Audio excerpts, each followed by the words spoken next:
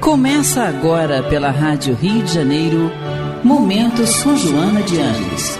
Um programa que trará a você as lições da espiritualidade. Produção e apresentação, Maria de Fátima Miranda. Amigos ouvintes da Rádio Rio de Janeiro, estamos de volta para o nosso estudo semanal da obra da Joana de Ângeles, através do médium Divaldo Pereira Franco. Nós estamos estudando o livro Momentos de Saúde e Consciência, na segunda parte. Isso. Não é isso, Eduardo? Capítulo 5, Saúde e Consciência. Isso, na companhia dele, Eduardo Araújo, e da paz. E Regina Célia, muita paz. Isso, e o E Cléver agora está dando sim. socorro. O Cléver está dando todo socorro. Vocês não imaginam que socorro. Agora sim, porque eu tinha começado tudo errado aqui, mas agora vamos começar do ponto certo, que voltando aí você que está pegando o seu livro, Momentos de Saúde e Consciência, segunda parte, Momentos de Consciência, capítulo 5, Saúde e Consciência. Lá no meio desse capítulo, Joana vai dizer o seguinte: pode parecer difícil saíres de uma situação desgastante para uma outra agradável. E é realmente. No entanto, toda aprendizagem exige a repetição da experiência até a sua fixação em definitivo. Do mesmo modo, a aquisição de valores e padrões de felicidade vai além do simples querer, deambulando pelos caminhos do conseguir. Aí tem uma coisa que nós temos dificuldade, que é perseverar, né? A gente começa, mas quando a gente percebe que a situação não é fácil, a gente acaba desistindo, né? A gente não persevera. Essa tendência à procrastinação que muitos de nós temos faz com que, diante de uma experiência que não seja fácil, né? E ela coloca aqui: pode parecer difícil sair de uma situação desgastante para outra agradável. E é realmente, não é fácil. Não. Então, como a gente gosta de facilidade, a gente acaba se desestimulando. A gente começa, por exemplo, a estudar a doutrina, começa entusiasmado, quando começa a perceber que a gente vai ter que fazer a reforma moral, a gente vê que é desgastante, a gente vê que é difícil, e aí o que acontece? A gente acaba se desestimulando, Regina. É verdade, porque aí acaba ficando no querer só e não no persistir naquilo. Eu sempre digo que muita gente desiste da doutrina espírita por causa disso, porque realmente você tem que abraçar de corpo e alma aquilo que você está estudando. Não adianta só querer mudar, tem que fazer por onde conseguir fazer essa reforma e efetivamente mudar. Nós vamos observar que é nisso que consiste a importância das reencarnações. Não é? Porque ela deixa claro aqui que nós precisamos, quando ela vai falar dessa necessidade da repetição das experiências para uma fixação definitiva. No mundo material, para que nós possamos nos habilitar a desenvolver qualquer tarefa, o médico ele vai para a faculdade, ele faz vestibular, se prepara, faz vestibular, vai para a universidade, e depois ele precisa do período de residência. Não é? Ele vai precisar dos estágios. E eu tive a oportunidade ali na Santa Casa, enquanto estava fazendo o curso de enfermagem, como era desafiador para os médicos, sabe, que estavam no estágio, na residência deles lá, porque a teoria eles traziam, e aqueles eram mais atentos, ficavam mais vigilantes na hora do exercício dos procedimentos. Mas como todo curso, tem aqueles alunos que às vezes ficam meio distraídos na hora da informação. Não é? E eles ficavam meio inseguros, aí chamava a enfermeira-chefe lá do setor para reavivar os passos básicos de alguns procedimentos, entendeu? Porque isso é na vida material, e é por isso que para a nossa evolução acontecer, nós precisamos de episódios sucessivos nas reencarnações, onde nós vamos fazer esse exercício. Então, aí, por um momento, né, da nossa condição de espírito bem tolinho, nós achamos que está reencarnada só para, se dar bem, gozar, E não é isso. O objetivo das reencarnações para o espírito é justamente esse exercício sucessivo, não é? Para que nós possamos entronizar os valores éticos morais do espírito imortal que nós somos. Porque esses valores, eles já estão dentro de nós, naquilo que nós somos, a boa semente da boa árvore. Mas precisa de um desejo sincero, de um pensamento direcionado, foco e esforço contínuo para essa transformação moral acontecer. Cada reencarnação é a oportunidade do espírito em se melhorar, trazendo toda aquela bagagem que ele já traz lá das diversas outras encarnações e aprimorar aquilo que precisa ser aprimorado. É isso aí, com as ferramentas do pensamento e da vontade. E continuando, Joana nos diz o seguinte: a tecnologia deu o seu mais expressivo salto nos tempos modernos. Não estão achando aí, não? Vai procurando aí nessa... Começa a tecnologia... Tá, pula um. Pulou? Pulou um. Então, procura aí. Tá, já achei. Então, a tecnologia... É que a Miranda esqueceu o livro, gente. Eu tive que fazer um print aqui do meu celular e mandei para elas. Achou? Ih, Miranda tá perdida lá. Não, eu não tô perdida. Eu tô me encontrando quando você fala. Eu te mando de novo aqui, ó. Calma aí. É porque eu não encontro aqui a tecnologia. Ó, é depois do próximo, ó. Pula aí, que deve ter... Pulou. É só você descer mais um que você vai encontrar. A tecnologia deu o seu mais expressivo salto nos tempos modernos, quando 2 jovens cientistas americanos inventaram o transistor em 1948, miniaturizando peças e equipamentos que aceleram o progresso da civilização. Não medir esforços para a aquisição da saúde, mediante a consciência do dever para consigo mesmo, é o desafio a enfrentar e vencer, através das pequenas peças do sacrifício, da perseverança e do trabalho. Aí é que está a dificuldade, né? Então ela diz, não medir esforços para a aquisição da saúde, mediante a consciência do dever para consigo mesmo, é o desafio a enfrentar e vencer, através das pequenas peças do sacrifício, da perseverança e do trabalho. Então ela coloca 3 coisas aí que nós temos muita dificuldade, né? Sacrifício, perseverança e trabalho. A gente normalmente não gosta de ter sacrifícios, e sacrifício significa também renúncias.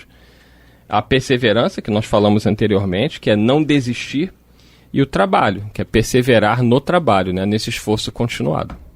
É aquilo de que falávamos antes, porque no mundo material, quando você tem consciência do que significa dignidade humana, você se esforça para desenvolver os valores, buscando os recursos necessários da inteligência, habilidade, através do trabalho, para você alcançar suas metas. Aí você vai ver os cientistas, quanto eles se desdobram, não é?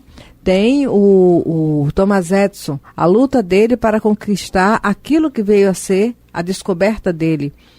E quantas vezes ele se equivocou, tentou, e o auxiliar dele, mas o senhor ainda vai dizer, não, eu já sei tantas maneiras de que eu não devo mais fazer. Agora eu vou descobrir novas e vou enxergar o objetivo. Porque esse esforço, essa continuidade, quando nós queremos ter uma vida digna no mundo material através do trabalho, nada nos impede de desenvolver os recursos. Você está sempre raciocinando uma maneira de aperfeiçoar sua metodologia, sua técnica, sua potencialidade de trabalho. Isso para as conquistas do mundo material, o que deve ser também aplicado no mundo íntimo, no mundo espiritual, na sua realidade de espírito imortal. A grande dificuldade é porque nós nos iludimos com os recursos do mundo e os valores do mundo, e passamos a nos ver como seres do mundo que nós não somos. Quem quer evoluir não pode ficar na zona de conforto. A zona de conforto é algo que não vai levar você para nada. Termina bem desconfortável. Termina desconfortável. Então, é a perseverança mesmo, é o trabalho, é o sacrifício, é isso que vai levar a criatura para frente, para melhorar.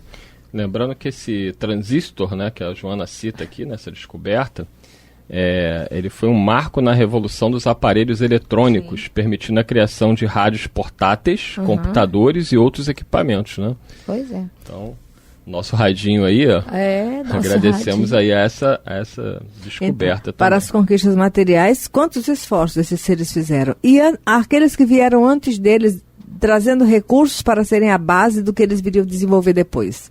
Verdade, porque tudo teve o teu início, né? E depois vai fazendo, é como uma patente. Primeiro você faz a patente, depois de invenção, depois vai vindo as modificações baseadas naquele início ali.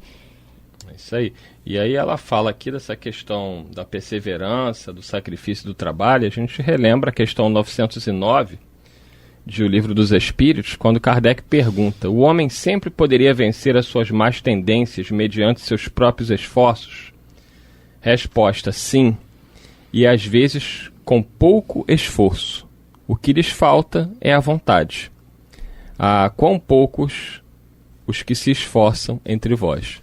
Então, os Espíritos aí deixando muito claro, né, que nós poderíamos, às vezes, até com pequenos esforços, superar algumas dificuldades, né, alguns obstáculos que a vida se coloca na nossa frente. Porém, eles deixam claro aqui que poucos de nós gostamos de fazer esforços, Regina. Sim, porque dá trabalho, né? A gente não quer fazer algo que dá trabalho, a gente quer conseguir as coisas, a gente quer melhorar sem sacrifício, sem trabalho, sem se esforçar. E a gente não consegue dessa forma, né? Dentro de casa, alguém consegue alimentar-se sem que haja uma preparação do alimento? Pois é. Não é? Haja um esforço para a conquista do alimento? Alguém consegue ter um pouco de tranquilidade e de higiene sem que outro desenvolva os recursos necessários para fazer a limpeza do ambiente, da casa? Pois então, é. tudo demanda esforço, por fora e por dentro. Isso aí. Um simples acender de luz, você tem que levantar, ir lá no interruptor e acender a luz. E agora, com o controle remoto, você tem que, no mínimo, apertar o botão. Pelo menos. E aí, para complementar essa questão, os Espíritos são enfáticos. Na 911, Kardec volta e diz o seguinte: não existem paixões tão vivas, isso ainda no Livro dos Espíritos, tá, gente? Só para corroborar com o que Joana está colocando aqui. Não existem paixões tão vivas e irresistíveis que a vontade seja impotente para dominá-las, quer dizer, uma coisa tão forte que eu não sou capaz de lidar. E aí os Espíritos respondem novamente a Kardec: há muitas pessoas que dizem quero, mas a sua vontade está apenas nos lábios.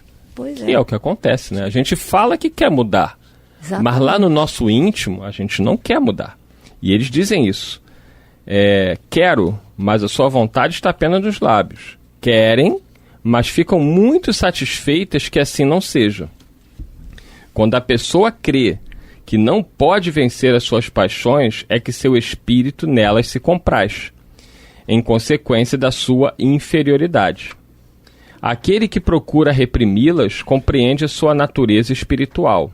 Vencê-las para ele é um triunfo do espírito sobre a matéria. Eis aí o nosso grande desafio. Exatamente. A maior vitória é o homem vencer-se a si mesmo, né? Essa é a grande vitória. É uma acomodação inconsciente. Né? Nós vemos que tem pessoas que num determinado perfil de depressão, que elas idealizam sair daquele quadro, né? Mas elas não conseguem. Elas não conseguem porque é algo que é como se elas fechassem uma portinha lá dentro delas mesmas, né? E elas têm o medo de vencer aquele bloqueio. Tudo a nível do inconsciente. É verdade que existem vários tipos de depressão. Sim. Não é? Mas tem aquela onde a pessoa raciocina, escuta o que você está falando, entende o que você está falando, concorda com o que você está falando, mas é muito lá no fundo dela, é um mecanismo de fuga inconsciente. Por isso é muito ruim você julgar Sim, uma depressão, porque às vezes a pessoa está nessa situação que você falou e alguém chega e diz assim, ele não quer se ajudar.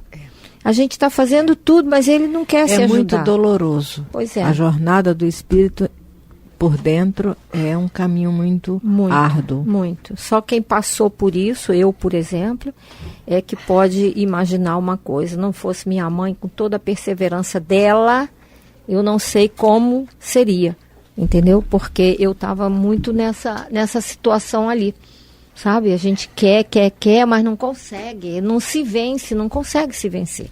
E quando o componente mediúnico está presente, né? Eu lembro que primeiro surgiu um nível de depressão com o desencarne do meu avô, a saudade dele. Aí ali a mediunidade começou a se apresentar. A família católica, né, os passos foram muito complicados, porque chegou a hora que nada.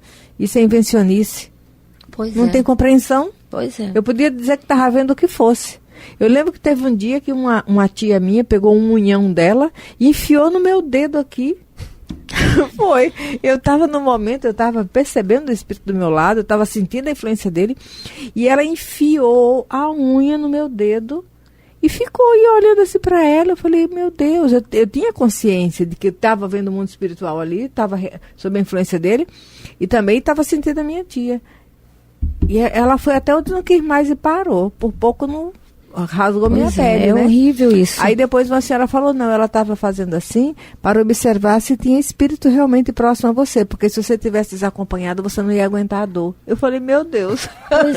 E eu entendeu? Eu guardo na lembrança um momento. Eu vou fazer isso quando ela estiver no programa, né? Falando muito. Vai enfiar a unha nela. Eu vou enfiar a unha. Como eu não tenho isso unha. É técnica de tortura que o cristão já não aplica mais. Não, é só para ver se você está acompanhado espiritualmente, entendeu? Se você aguentar. Mas ela fez isso. Mas eu guardo um momento. E o próprio espírito falou para mim. Ela acha que você tá sozinha. Fique na sua, caladinha. E eu fiquei caladinha. Calma, chegou um fantasma aqui, ó. Calma aí, ó.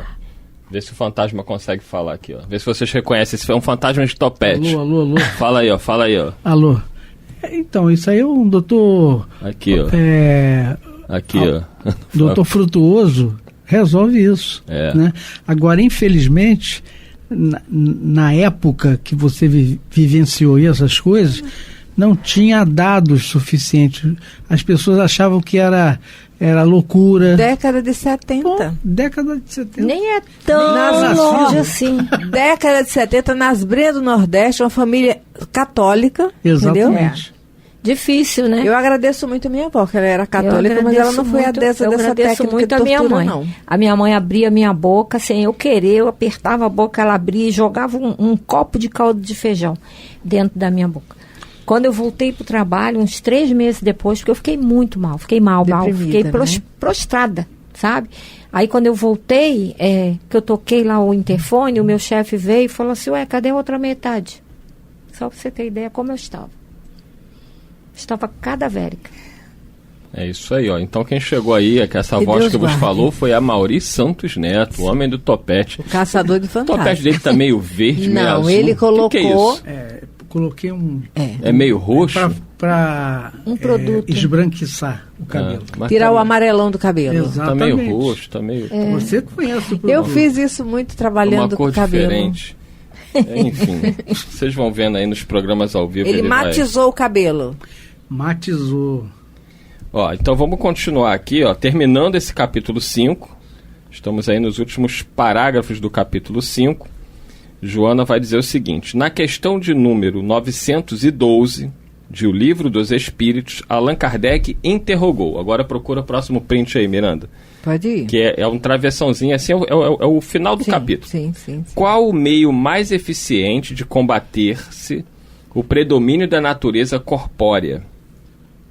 E os mentores responderam: praticar a abnegação.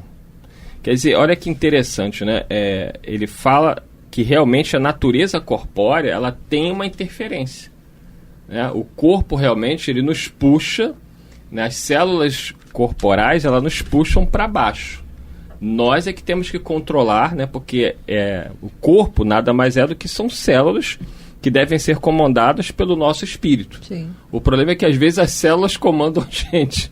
Então é aquela pessoa que se deixa levar pela natureza corpórea em detrimento da natureza espiritual. Por causa Miranda. dos condicionamentos. Nossas células são princípios espirituais. Se ao longo de um período nós estamos voltados para um centro de interesse, para um desenvolvimento de comportamentos, nós vamos imantando essas células. Então, chega uma hora que a gente vai polarizando a ideia e querendo ver outras coisas, mas o condicionamento anterior vai nos puxando para a vivência do que era comum, não é? Uhum. É natural, é o condicionamento. E aí, Regina? Pois é isso mesmo. Eu pensei, quando você falou, eu pensei no Zeca Pagodinho, deixa a vida me levar, né? Então você vai deixando que a vida te leve, entendeu? Ao sabor das ondas. E não pode ser assim. Você controla suas células, você controla a sua vida. Não pode ser dessa forma. Assim, ao léu, você ir sendo carregado. Exatamente. Né? Exatamente. Essa música traz muita reflexão. Sim. não é? Sim, muito. Deixa a vida me levar. Aí se nós vermos por esse lado, mas quando eu via ou escuto essa música do Zeca, quando ele deixa a vida me levar, é a nível de não ficar também ligado em coisas tão pequenas. E ver na vida aquilo, entendeu? Deixa a vida me levar. Porque de pronto, naquela da ginga, deixa a vida me levar, ao sabor das ondas. Mas você pode também fazer reflexão, deixa a vida me levar. Se você colocar esse vida com V maiúsculo, é o chamado da vida e você cumprindo seus deveres.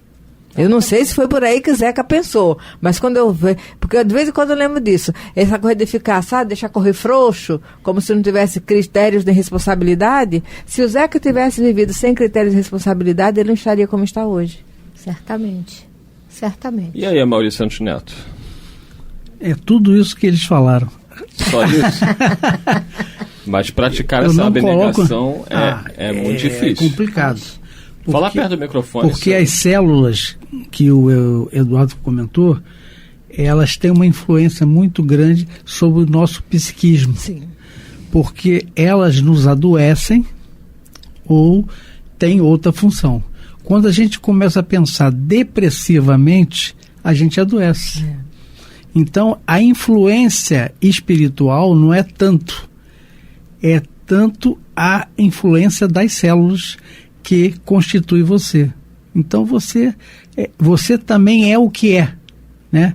Você precisa pensar em coisas positivas no mundo impositivo para ter uma visão melhor da vida. É interessante, porque eu fico assim, imaginando, né? Nós sabemos que em Jesus encerram-se os processos, né? Aquilo que Emmanuel orienta. Mas nós temos certeza que Jesus também foi criado, assim como nós, simples e ignorante. Até o momento em que ele despertou, a sua consciência ficou planificada. Sim. Eu fico imaginando esse ser, até chegar à purificação, mas já no estado de sobriedade, as células do corpo que ele vestiu. Porque eu lembrei do Chico Xavier. Não é? Quem chegava perto do Chico Xavier era imantado pela leveza que partia dele. Ele irradiava leveza, carinho, atenção, sobriedade. Mas aquilo estava impregnado nele porque as células dele estavam imantadas do conteúdo superior que já movia os sentidos da vida dele. É nisso que nós somos muito responsáveis pelo que nós cativamos. Quando nós começamos a perceber que a célula de um órgão meu se nutre do meu psiquismo, eu preciso selecionar que tipo de alimento eu estou doando para o meu corpo. Porque o alimento material, da substância que vai ser metabolizada pelo meu estômago, ela se faz necessário. Mas eu preciso também de um alimento psíquico espiritual ajustado para que essas células elas se tornem sãs. Não é? Exatamente. Daí essa é a nossa importância do pensamento, né? Isso. Então o pensamento tem que estar sempre conectado no bem para que você envie todas essas mensagens para as células. Aí nós vamos ver os monges. Tem uma longevidade biológica por conta desse critério do psiquismo saudável. E, para encerrar o capítulo, ela diz o seguinte: com este esforço irá desfrutar-se de consciência, saúde e paz. Então, ela termina mais uma vez aí falando do esforço. Vamos continuar nos esforçando, né? E na semana que vem iremos adentrar aí outro capítulo, que é o capítulo 6, Culpa e Consciência. Esse capítulo promete, entendeu? Porque ninguém se sente culpado, né? Todo mundo aqui é tranquilo, saudável. Como diz a Zíbia, você consegue falar aqui? A Zíbia Gasparito, todos somos inocentes. Teve um filme dela assim, né? Que todos somos inocentes. E na realidade, todos nós não somos inocentes, né? Mas também não devemos alimentar a culpa, né? Porque exatamente. A culpa ela é destruidora a responsabilidade da alma. Mas vamos, semana que vem, adentrar esse capítulo aí muito importante para todos nós, culpa e consciência. Muita paz a todos. Muita paz. Muita Jesus paz. Nos conduza. A Rádio Rio de Janeiro apresentou Momentos com Joana de Ângeles, um encontro com as lições da espiritualidade. Produção e apresentação, Maria de Fátima Miranda.